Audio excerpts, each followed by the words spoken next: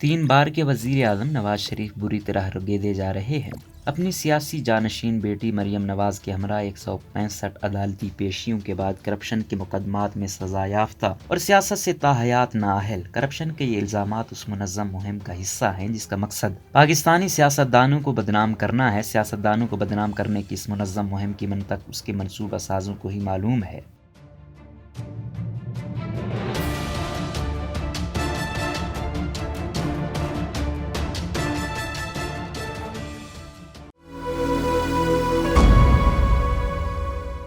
عمران باجوہ لکھتے ہیں کہ نوبت بئیں جار سید کی آج کل ان کے بھائی شہباز شریف بھی طوفان کی زد میں ہیں، جن کی ساکھ اب تک یہی تھی کہ وہ بحیثیت مجموعی صاف ہاتھوں سے جنونی انداز میں کام کرنے والے شخص ہیں، یہاں تک کہ نیب نے حدیبیہ پیپر مل مقدمے جیسے مردہ گھوڑے کو دوبارہ کھولنے کے لیے بھی درخواست کر رکھی ہے تاکہ کسی طرح شہباز شریف کو بھی کرپشن کے الزامات میں گھیر کر پھنسایا جا سکے۔ موجودہ حکومت نے شریف خاندان کے پاکستان میں موجود تمام افراد کے علاوہ پاکستان مسلم لیگ نون کی ساری اعلیٰ قیادت کو بھی کسی ایک مقدمے میں سزا کے بغیر ہراساں کیا اور جیلوں میں ڈالا۔ اب یہ بات تو کسی سے ڈھکی چھپی نہیں کہ ملک کی تمام اعلیٰ سیاسی قیادت کے خلاف، خواہ اس کا تعلق کسی بھی جماعت سے ہو، کرپشن کا ڈھنڈورا پیٹنے کی مہم کوئی من موجی اور اضطرابی لہر نہیں ہے، بلکہ اس کا قلیل مدتی مقصد تو موجودہ حکومت کے لیے جواز تراشنا اور طویل مدت میں پاکستان کی سیاسی قیادت کو منظم انداز میں نقصان پہنچانا ہے۔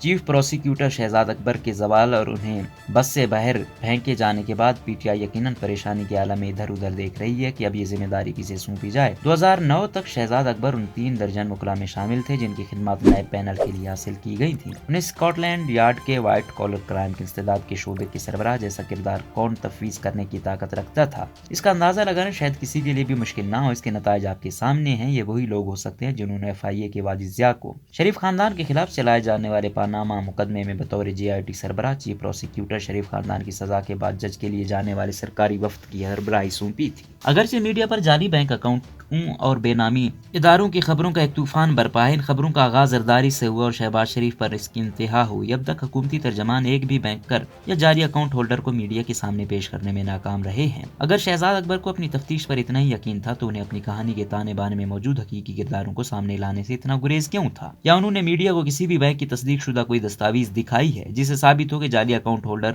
نے ان کروڑ روپے کی کوئی ٹرانزیکشن کی ہو جن کے الزامات وہ اکثر دہراتے تھے؟ آئیے اب شریف خاندان کی مبینہ کرپشن کا کچھ حساب کتاب جوڑنے کی کوشش کرتے ہیں۔ ہر کوئی اس بات سے آگاہ ہے کہ میاں محمد شریف نے 1939 میں سٹیل کے کاروبار کا آغاز صرف اور صرف اپنے بل بوتے پر کیا تھا۔ انہوں نے اپنے 7 بھائیوں کے انتھک محنت کے طفیل اتفاق فاؤنڈری کو پاکستان کے 22 امیر ترین خاندانوں کی صف میں پہنچا دیا۔ اس کے بعد ذوالفقار علی بھٹو نے نیشنلائزیشن کی وسیع پالیسی کے تحت پاکستان بھر میں پرائمری اور سیکنڈری نوعیت کی صنعتوں کو قومی لیا، لیکن 1939 سے 1969 کے 40 برس کے عرصے میں شریف خاندان پاکستان میں فوجی استعمال میں آنے والی جیپ نشان کے ڈیزل انجن کی کیسنگ بنانے کے علاوہ ہر طرح کی الیکٹرو میکینیکل اوزار، گندم اور چاول کی فصلوں کے لیے تھریشر اور حتیٰ کہ بلڈوزر بھی تیار کر رہا تھا۔ ان سب مصنوعات میں ہونے والی آمدنی اس زمانے میں بھی کروڑوں کو پہنچتی تھی۔ بتایا جاتا ہے کہ بری طرح نوچے کھسوٹے جانے کے بعد جب جنرل ضیاء الحق نے 1978 میں اتفاق فاؤنڈری شریف خاندان کو واپس لوٹائی تو صرف 3 برس بعد یعنی 1981 میں اس کا ٹرن اوور 33 کروڑ پاکستانی روپے، اس زمانے کے 16 ملین امریکی ڈالر تک پہنچ گیا تھا۔ 1968 میں فاؤنڈری کے 3 مختلف پیداواری یونٹ آزادانہ کام کر رہے تھے اور یہاں کام کرنے والے ملازمین کی تعداد 2000 سے زائد اور اس کی کیپٹلائزیشن 1 ارب روپے سے زیادہ کی تھی۔ اتفاق فاؤنڈری نے 1979 سے 86 کے عرصے میں 894 ملین روپے کی ادائیگی کی۔ 3.5 بلین کی بینکوں کی ادائیگی کے لیے جس وقت فاؤنڈری بینکوں کے حوالے کی گئی اس وقت اس کی مالیت 6 ارب روپے لگائی گئی تھی۔ سیٹ لطیفی کی بی کو بعد ازاں پیکو اور میاں شریف کی اتفاق فاؤنڈری بعد ازاں اسے لیکو کا نام دیا گیا۔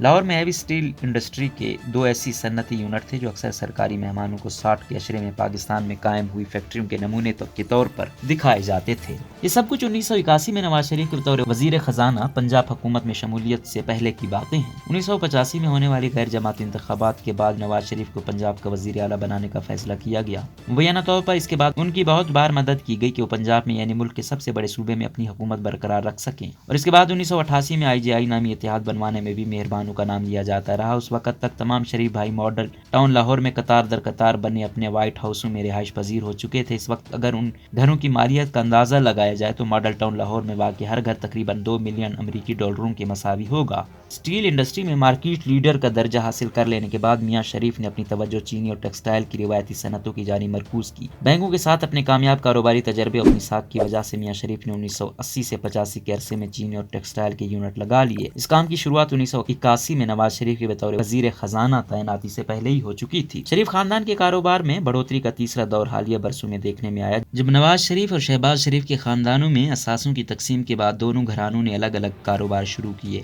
حمزہ شہباز شریف نے پولٹری، فیڈ ملز اور دودھ کی مصنوعات کے کاروبار کو انہار کے نام سے فروغ دیا۔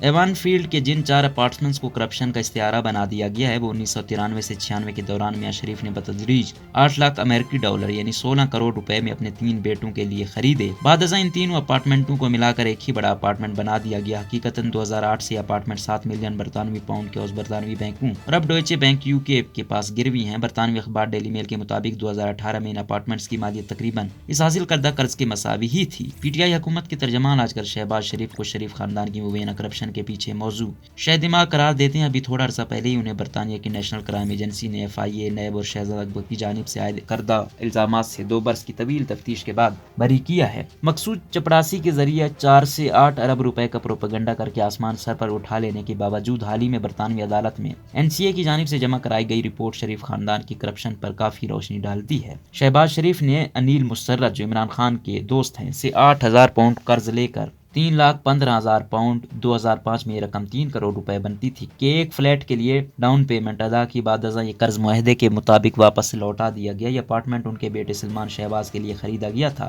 اور اس کے لیے بارکلیز بینک نے قرض دیا تھا۔ مدنی سے زائد اثاثوں کا کیس ختم۔ نمبر 2، حمزہ شہباز نے 75,000 پاؤنڈ یعنی 15 ملین روپے اپنی اکلوتی بیٹی کے علاج کے لیے برطانیہ میں ذوالفقار نامی شخص سے بطور قرض لیے۔ نمبر 3، ایوان فیلڈ اپارٹمنٹ 2008 سے 7 ملین پاؤنڈ قرض کے عوض ڈوئچے بینک کے پاس گروی رکھے ہیں۔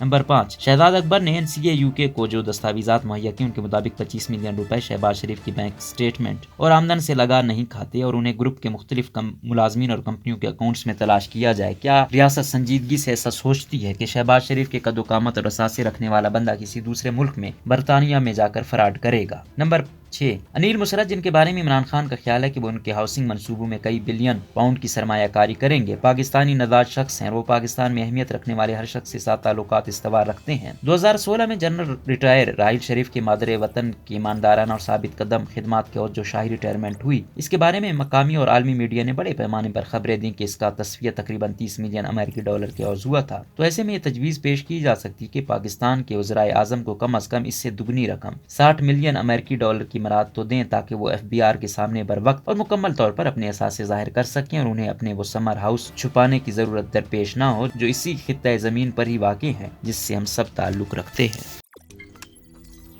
روزنامہ قدرت کی ویڈیو دیکھنے کے لیے ابھی YouTube چینل پر سبسکرائب کریں اور بیل آئیکن پر بھی کلک کریں۔